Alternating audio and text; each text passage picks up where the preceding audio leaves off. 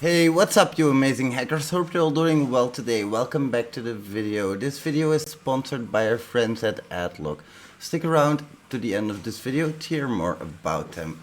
Now, first of all, let's listen to what we have to say about a book called Hacking the Art of Exploitation by John Erickson. This is brought out, I should say, by No Press Starch, and it's a really good book because it teaches you about a lot of the basics that you need to know about hacking itself, but also a lot about the prerequisites such as programming. They go really deep into it, explaining all of this pseudocode, the structures, the fundamentals of coding, and they actually explain it with code examples as well. As you will see throughout this book, it is littered with actual examples that you can try and that you can put your hands onto. So that is why I like this already. It's a hand-on handbook. This will prepare you for things such as OSCP, for example. You can also look at chapters such as Exploitation, where you go pretty deep into different types of exploitation. So you have your buffer overflows, for example, but also bash exploitation, overflows in other segments, and formatting strings. We also have networking. They go really deep into not just networking hacking, but also OSI models, for example, which are super important to understand. They talk about sockets, really important to understand what a socket's like. Peeling back the onion layers, the data link, the network, and the transport layer. Some network sniffing, denial of service attacks, TCP/IP hijacking, port scanning, and that is where a lot of hacking begins, with your enumeration, with your port scanning basically. And we also talk about GDB analysis, and then almost only counts with hand grenades and the port binding shellcodes. Shellcode, they go very deep into shellcode itself. If we move on to a page like that, from 284 onwards, I think it was, they go pretty deep into the actual shellcode and actually show you some examples. They really go deep into everything, not just the hacking itself once again, but they explain you binary, hexadecimal. A lot of these things are explained in the book. That's why I like it so much.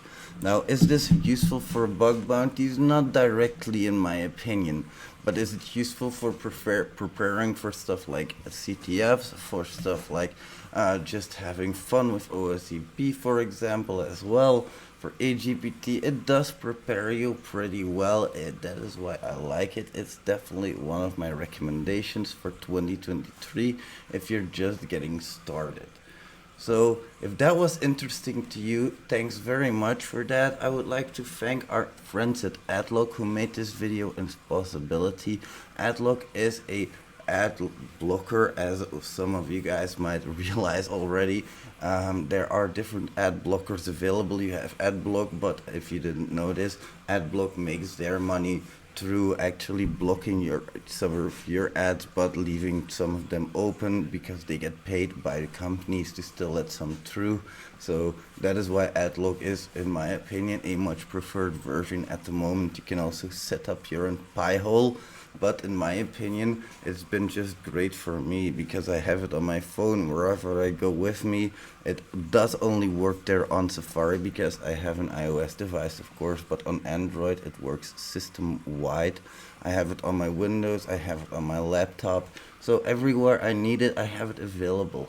And it is pretty damn affordable as well. So if you guys want to give it a link, or I should say if you guys want to give it a look, I will put a link in the description below, which will also give you a little bit of an exploration. You can just have a look around, see what the features are, and see if you're interested. It's only a couple of dollars. If we go and look at the pricing for adlock.com, we can see if we purchase this or would want to purchase it, of course. You can see 5 devices for 5 years for €1.05 per month. That is $63 billed every 5 years, but that's pretty dang cheap for what it does, in my opinion. There is really no ad tracking, no spyware or adware, I should say, that can get you through this. Now, what I have noticed, and I need to be very honest with this, is sometimes it might break websites, but let's be real, if you want to block ads, sometimes you need to break a website because these ads are just so intertwined, and as you can see, it's available for many different platforms. Give them a shout, let them know that I sent you, and thanks a lot, my friends. I will see you in the next one. Bye, amazing hackers. Bye bye. Much love.